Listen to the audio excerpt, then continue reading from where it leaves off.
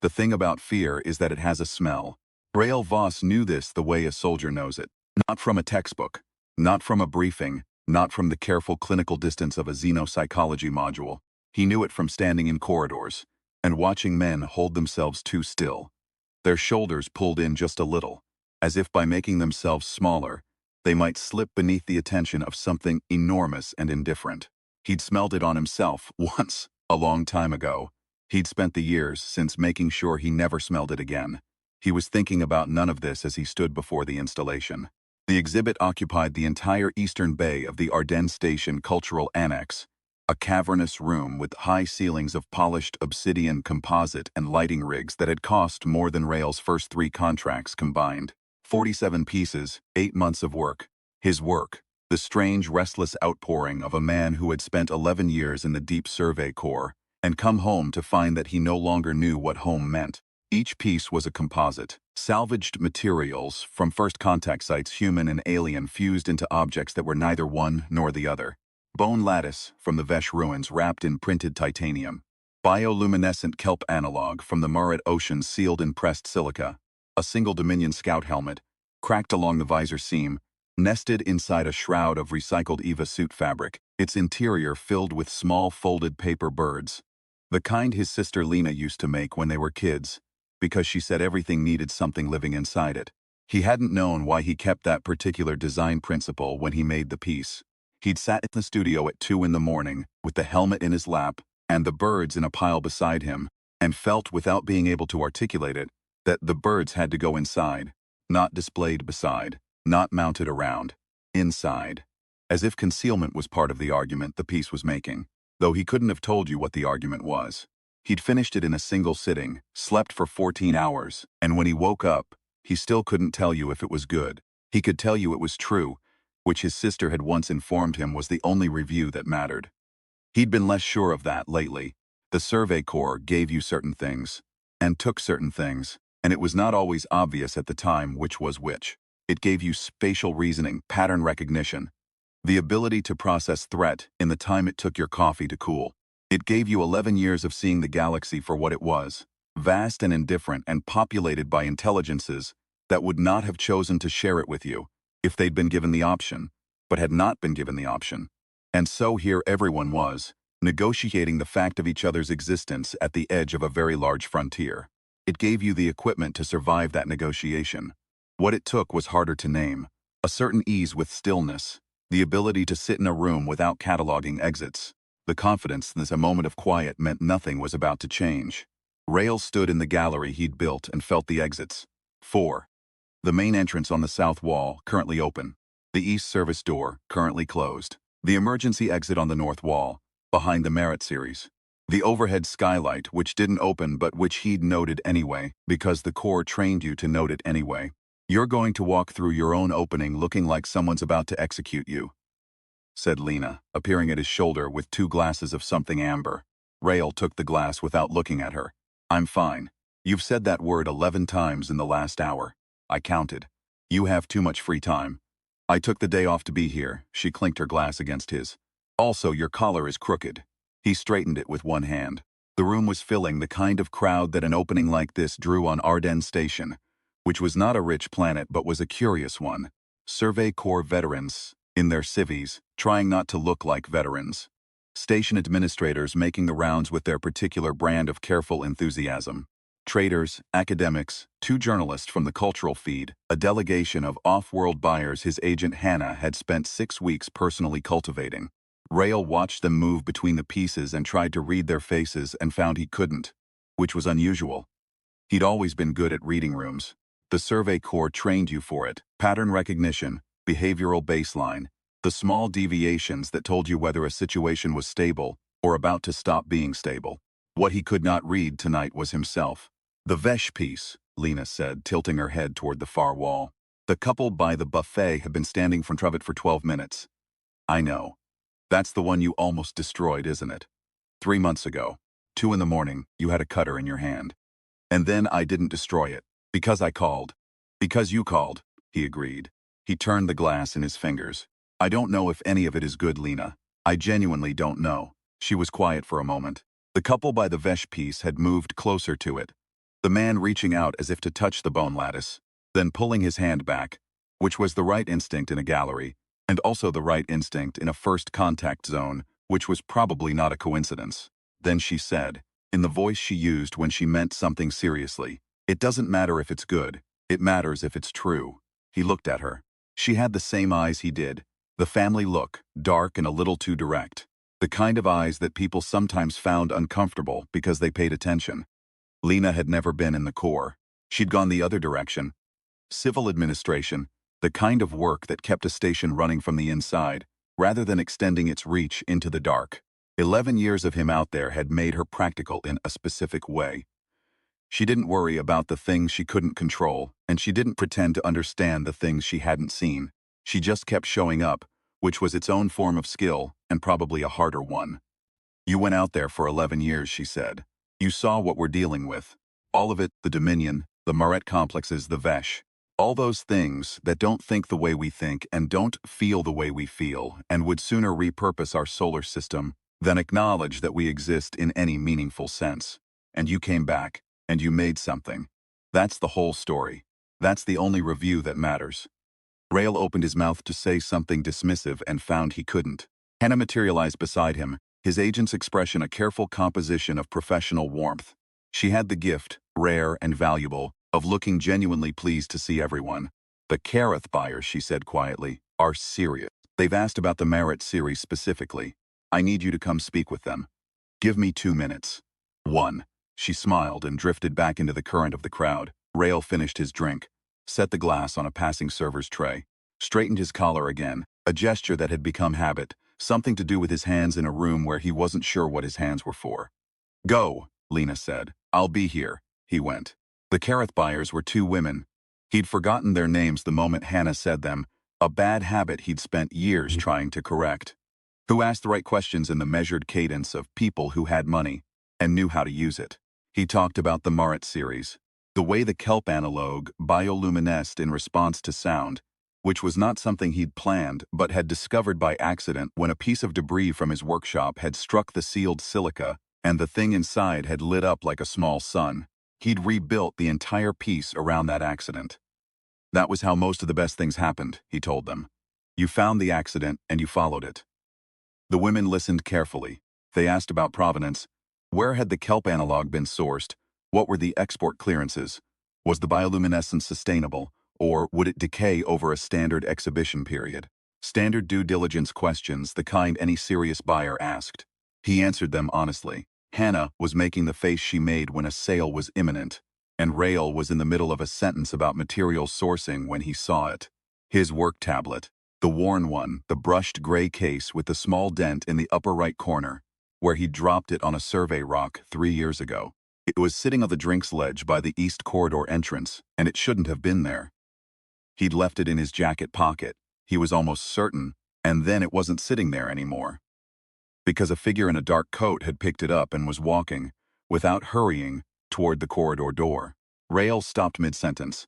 "Mr. Voss," one of the Kareth women said. "Excuse me," he said, and went after them. The tablet was everything. Not the hardware. Hardware was replaceable, but what was on it?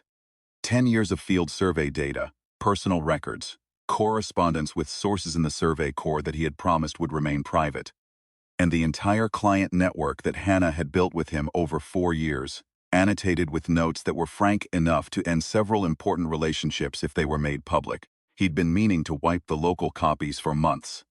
He'd kept not doing it. The way you kept not doing the things that required you to acknowledge something might go wrong.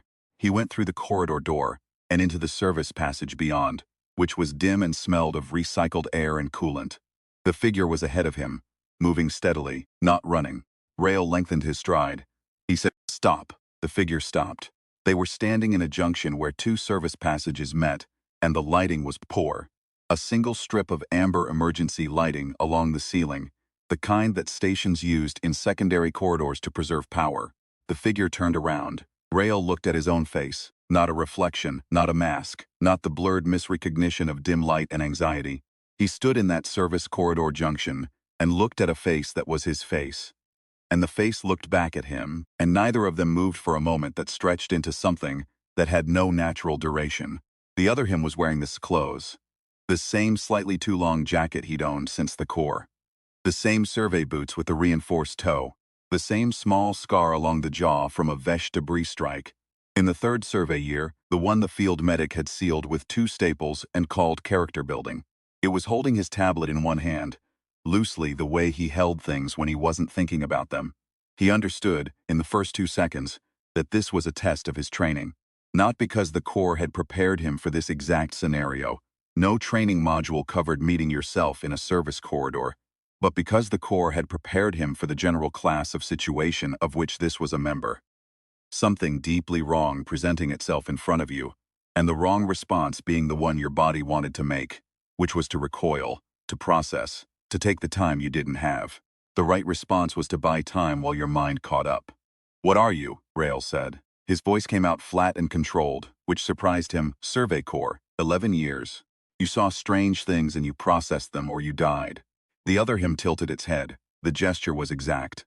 He'd seen it in mirrors. The slight rightward tilt, the fractional narrowing of the eyes, the particular way his face arranged itself when it was calculating something. Seeing it from the outside was disorienting in a way he had no language for. It was not like looking in a mirror. A mirror reversed. This did not reverse. This was simply him standing 3 meters away wearing his history on its face. "You know what I am," the other said. Its voice was his voice. Pitch, timbre, rhythm, even the slight rasp he'd carried since a respiratory infection on the 3rd survey tour that had never quite resolved. "You saw the Dominion's mimic forms in the field. You wrote the report." He had. Field Survey Report, 7 Tango, Year 9, classified to Tier 4. Anomalous xenobiological phenomenon, mimic class entity, acquisition and replication of human biological baseline, purpose and method unknown. 3 survey teams had encountered them. 1 team had not come back. The official position was that mimic forms were a rare peripheral phenomenon of the Dominion biological infrastructure. Not weaponized, probably not intelligent, low threat priority. Rail had disagreed with the low threat assessment in his report. He had been overruled. The meeting in which he'd been overruled had lasted 45 minutes. He remembered it precisely. A conference room on Callisto Station, 3 senior coordinators, a xenobiologist whose name he'd never learned, and the particular atmosphere of an institution deciding what to believe because the alternative was expensive. He'd laid out the evidence. The behavioral complexity, the behavioral adaptation, the fact that one of the missing team's members had been found eventually, at a different station entirely, acting entirely normally in every respect that could be measured.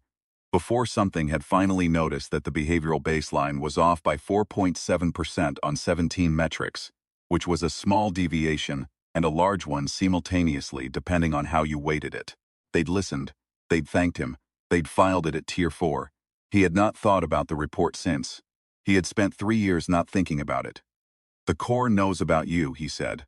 "The Corps knows what we let them know." The other him smiled, which was the most disturbing thing that had happened yet.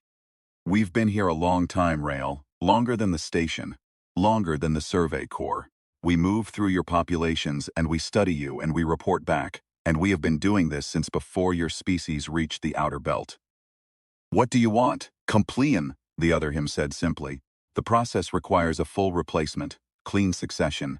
You become the archived record and I continue. Your memories, your relationships, your work, a glance at the tablet, your client list.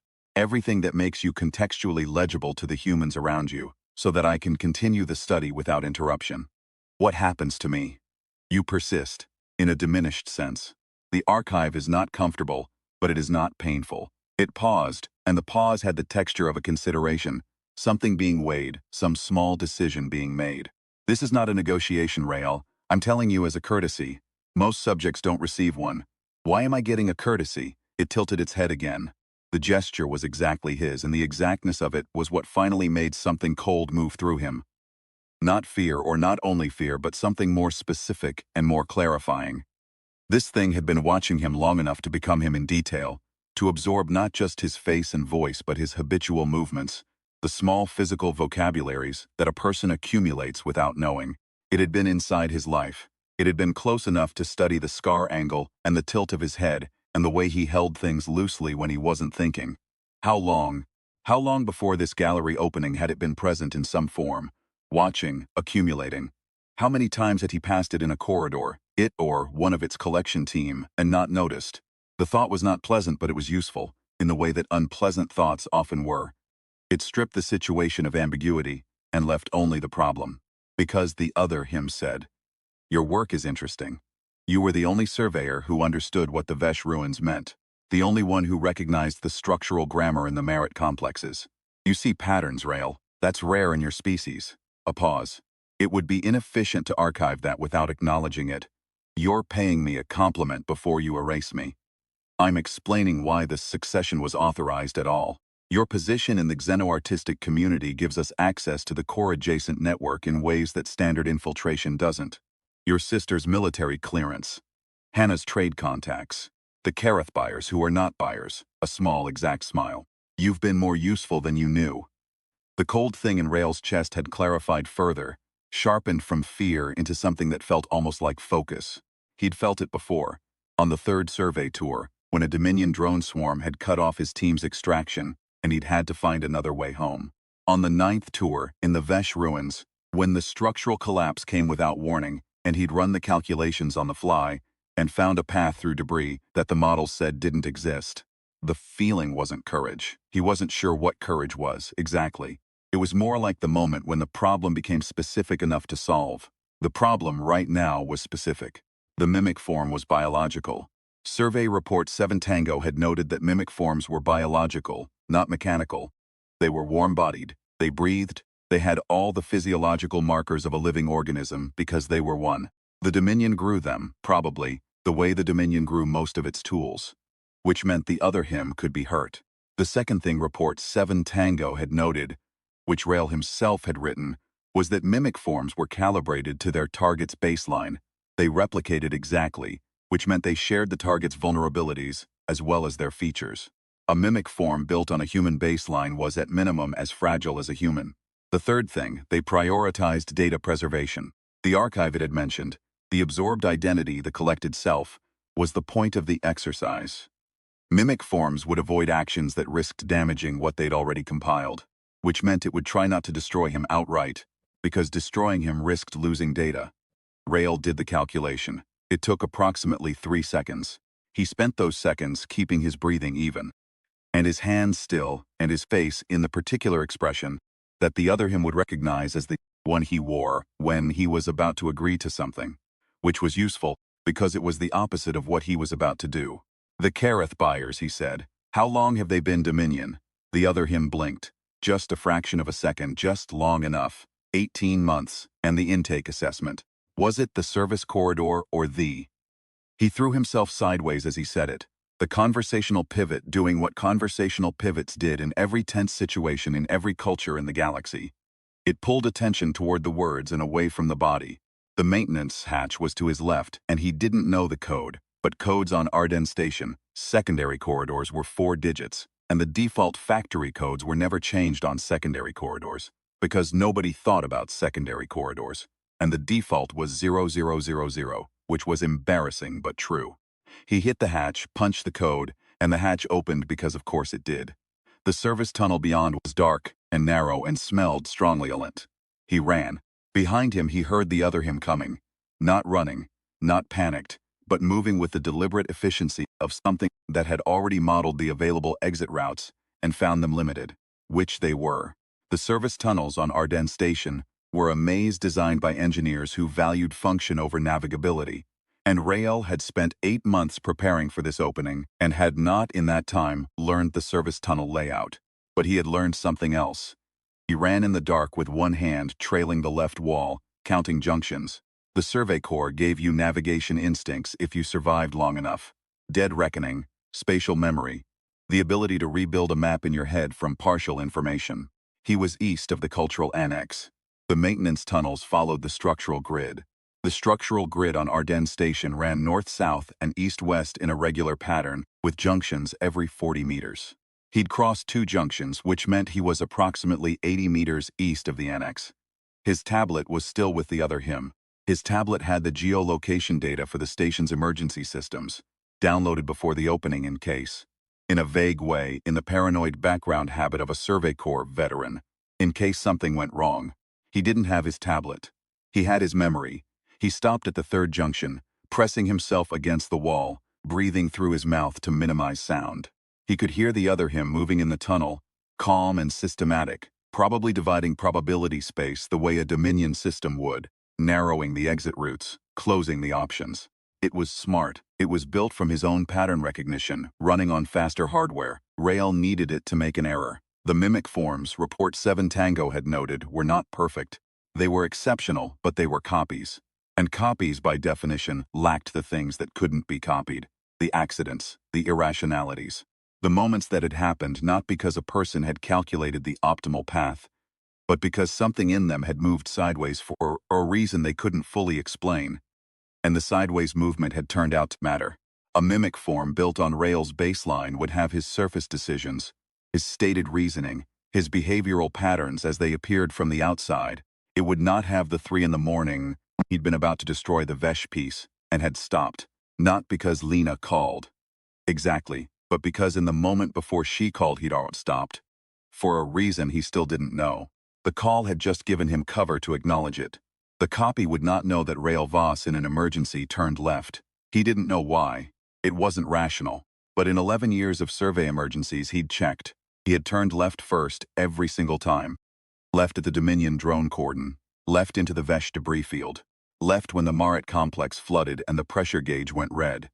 Left was the direction his body chose before his mind caught up. He turned left. The junction he found 30 meters down opened into a secondary systems room. The kind of room every station had, full of junction boxes and conduit runs, and the particular industrial smell of electrical components that hadn't been touched in years. There was a terminal on the far wall, hardwired, local network, not connected to the general station grid, but connected, through the maintenance infrastructure, to the emergency systems. He crossed the room in the dark, found the terminal by touch. Survey Corps, 11 years, operating in low light was not remarkable, and pulled up the station emergency map, the cultural annex, the service corridors. He could see the tunnel layout now, and he could see the position of the emergency systems, and he could see something else. The Dominion Scout helmet in his Merit installation, the cracked visor piece he'd nested in the Evia fabric and filled with paper birds, was broadcasting a low-frequency signal. He'd noticed this 6 weeks ago and had been unable to determine the source. He'd assumed it was residual. Dead tech running on battery reserve. Some artifact of the Dominion's habit of building passive transmission into everything they made. He'd logged it as a curiosity and left the piece in the exhibit. It was not residual. The Karath buyers, who were not buyers, had been activating the helmet's transmission capabilities. It was a relay node. A piece of Rael's own exhibit had been serving as a Dominion communications anchor for 18 months, running signal through the station's cultural annex and out through the Survey Corps adjacent network. And nobody had flagged it because it was buried inside a work of art, and the Survey Corps had better things to scan than the gallery showings of retired deep survey veterans. Rael looked at the signal for a long time. Then he did something that would have been difficult to explain to anyone who didn't know him well, which was that he started laughing. Not loudly, he kept the sound low in the back of his throat. But genuinely, the way you laughed when the thing that had been circling you finally came close enough to see and turned out to be smaller than you'd thought. Or not smaller, just more specific. Specific problems were solvable. The shapeless dread that had been following him for 8 months. The sense that the work wasn't right. That he wasn't right. That he had come back from the survey and lost something essential and would never find it again. That was shapeless. This was specific. He navigated through the emergency system to the station's environmental controls. The cultural annex had a fire suppression system. Standard halon substitute, the kind that starved fires of oxygen without damaging the contents of the room, required for any space housing irreplaceable cultural materials. The suppression system was rated for immediate deployment under certain conditions, including a remote authorization code from the station's safety coordinator. And Rael did not have that code. What he had was the override used during installation testing. He knew this because he had watched the installation process for the environmental systems 8 months ago, when the annex was being prepared for his exhibit, and the contractor had used the override code in front of him without thinking about it. Because Rael was the artist and therefore invisible, in the way that artists were invisible to contractors. He had noted the code, not written it down, noted it, and had not thought about it since. 291. He typed 0291. A prompt appeared, confirmed deployment zone. He selected the Eastern Service Corridor Network, Section 4 through 9, which was where the other him was, probably. Narrowing its probability space, he confirmed. For a moment nothing happened. Then the terminal chimed softly, and through the conduit runs he heard, felt, more than heard, a low harmonic thrum, the suppression system pressurizing. He had approximately 30 seconds before the corridor section, flooded with suppression gas. He had already established that he was not in sections 4 through 9. He needed to not be in sections 4 through 9, which he was not because he had turned left, which was not rational, which was the point. He stayed at the terminal and rerouted the Dominion helmet signal. This required some improvisation. The terminal wasn't designed for signal rerouting. It was a maintenance system, not a communications node. But the emergency network had diagnostic broadcast capabilities intended for calling station engineering, and those broadcast capabilities could, with patience and the kind of indirect thinking that came from 11 years of making solutions out of wrong materials, be repurposed into something that would inject a specific interrupt into the helmet's relay function. Not destroy the relay, not shut it down, redirect it. He redirected it to the Survey Corps emergency frequency. The Corps had automated monitoring on that frequency. Whatever the Dominion had been routing through that relay for 18 months was about to be transmitted, in its entirety, to the Survey Corps emergency monitoring desk, along with the position data of every relay node in the network. It would take the Corps 3 to 6 hours to process and respond. That was not ideal, but it was sufficient. The suppression gas had been in the corridors for 90 seconds now. Halon substitute was not lethal to humans. It was not intended to be, but it was disorienting. It induced temporary hypoxia, and it was specifically calibrated to incapacitate biological systems, which the mimic form was. Biological, warm, breathing. Built on a human template that shared human fragilities, including the same respiratory system that Rael had been fighting with since the third survey tour. Rael left the systems room the same way he'd entered, turned right, the rational direction, the one his body hadn't chosen, and followed the conduit run back toward the annex. He found the other him collapsed against the wall of a service junction, 4 meters inside the deployment zone boundary. It was conscious. The gas concentrations hadn't been high enough for full incapacitation at that distance, but it was slow. Its movements had the careful deliberateness of something that was fighting impairment and not quite winning. Its eyes tracked him when he came close, and its face rearranged itself into his face, having a very bad moment, which he supposed was accurate. He crouched to its level. For a moment he just looked at it, the scar along the jaw, the survey boots, the loose way it held the tablet even now, even impaired, even failing. That particular careless grip that he'd never thought about, never examined, that was just the way he held things. It had that. It had all the surface things. Every small human habit he'd accumulated over 38 years of being alive was right there on this other face. And the face was his, and it was not him, and the difference between those two facts was the entire argument. "I need my tablet back," he said. It looked at him. "Also," he said, "you were wrong about one thing. I didn't understand the Vesh ruins because I see patterns. I understood them because I grew up with a sister who made paper birds and said everything needed something living inside it. And the Vesh constructions had the same design logic. It wasn't pattern recognition. It was an emotional read." He took the tablet from its loosened grip, gently, which is probably why you couldn't model it. The other him said nothing. Its breathing was slow and controlled. It was managing the impairment, stabilizing. Its eyes had not left his face, and there was something in them that he could not read, which was itself the most disorienting part of the entire encounter, that he could look at his own face and not know what it was thinking. He supposed that was fair. He frequently couldn't tell what he was thinking either. "The relay signal is already on its way to the core," Rael said. "The Kareth buyers should probably leave the station quickly. I'd imagine their position is known in about 3 hours." He stood. "I'm going to call this in now, and then I'm going to go back to my opening, and then I'm going to sell some work." He paused. "For what it's worth, and I know this is a strange thing to say, I genuinely believe the exhibit is good. It took me this long to be sure so. Thank you for the deadline, in a strange way." He walked back through the junction, turned the hatch, and stepped out of the service corridor and back into the warmth and light of the annex. The opening was still running. 40 minutes had passed. Enough for Hannah to have developed the particular controlled worry of an agent who has lost her artist and Lena was standing by the east corridor entrance with her arms crossed, which was the posture she adopted when she was trying to look calm and not succeeding. She saw him and her face did the thing it did, the older sister rearrangement that moved through relief and irritation and landed somewhere that was just love with no particular decoration on it. "Your collar is crooked again," she said. "I know." He straightened it. "I need to make a call. It'll take 2 minutes." "What happened?" "I'll tell you later." He looked at her. "You were right, by the way, about what you said." "Which part?" "The true part." He pulled out his personal comm, not the tablet which he tucked under his arm, but the small encrypted unit that every Survey Corps veteran carried as a matter of habit, and dialed the Corps emergency line.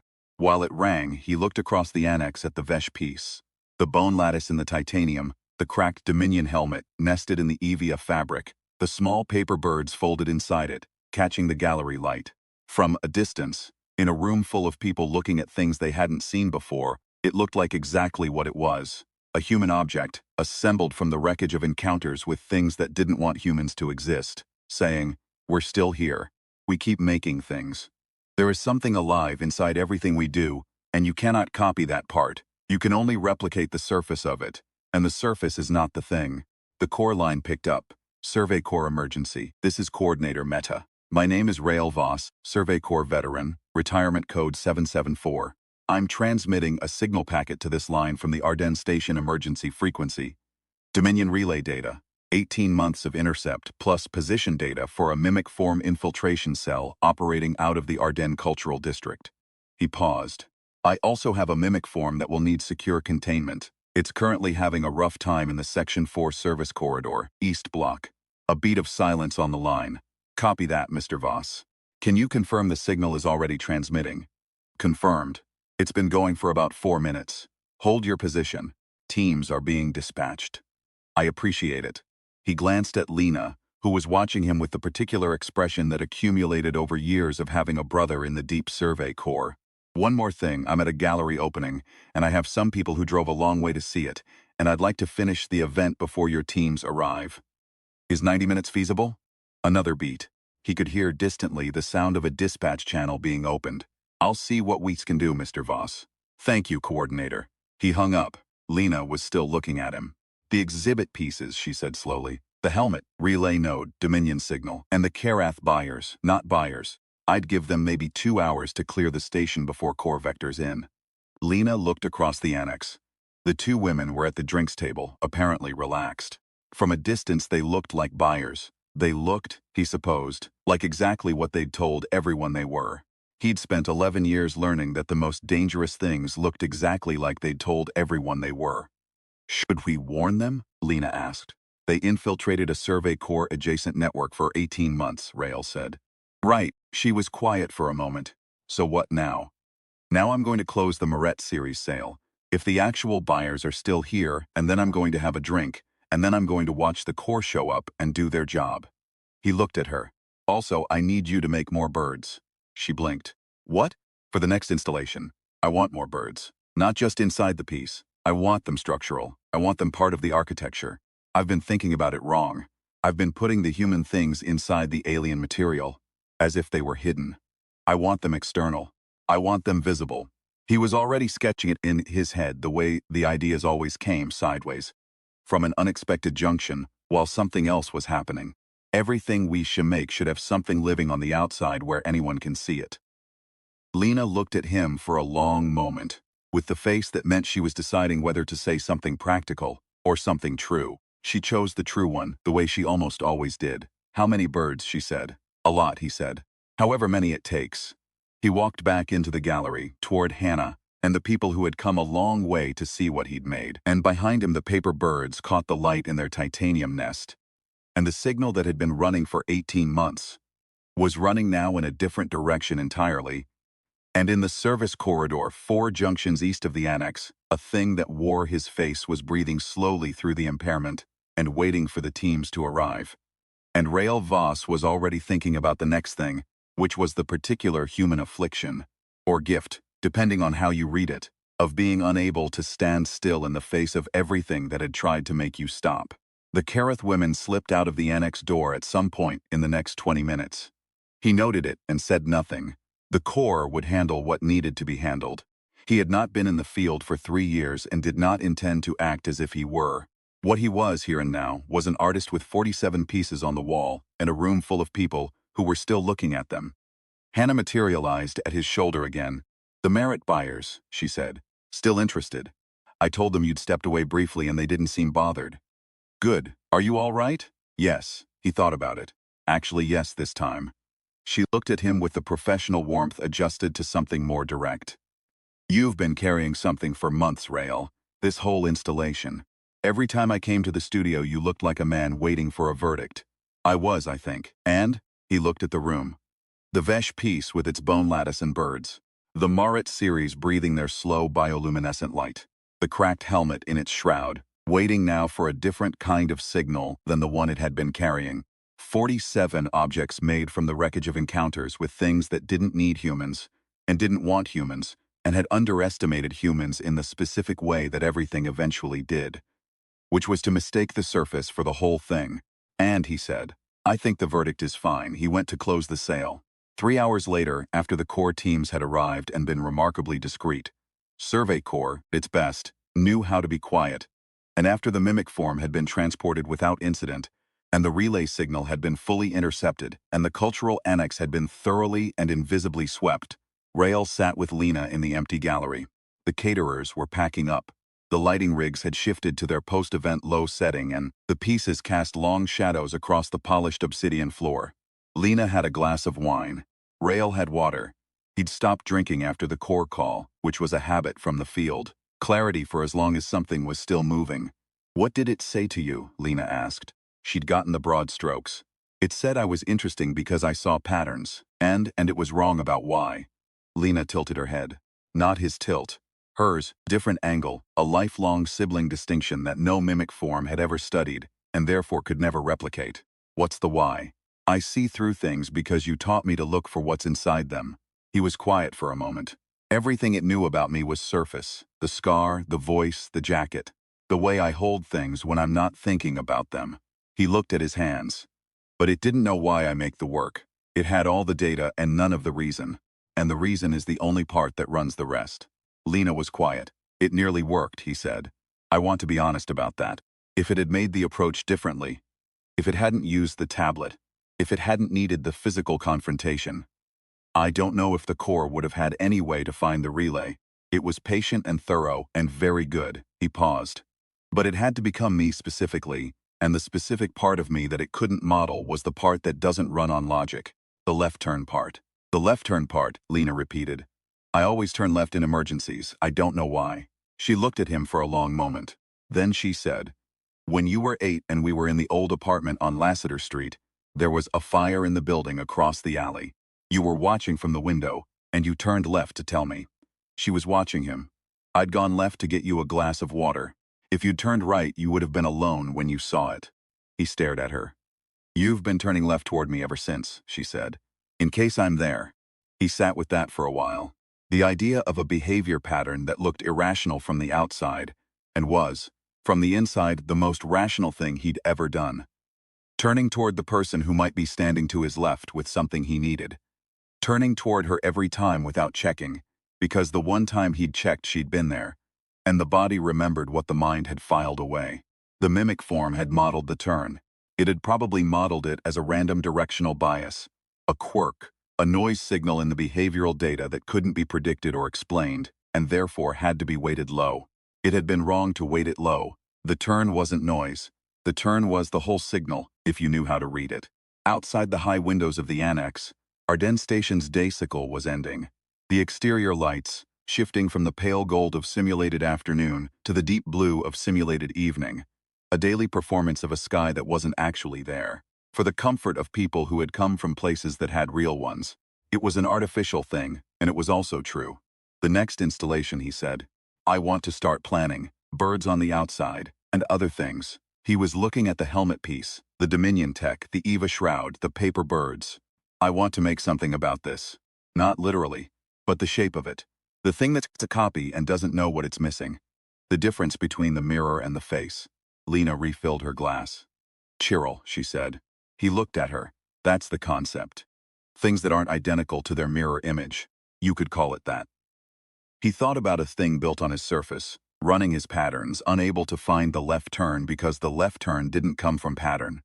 It came from 8 years old, a window, and a sister who might be to his left with a glass of water. It came from a fire seen through a child's window and the reflex of turning towards someone.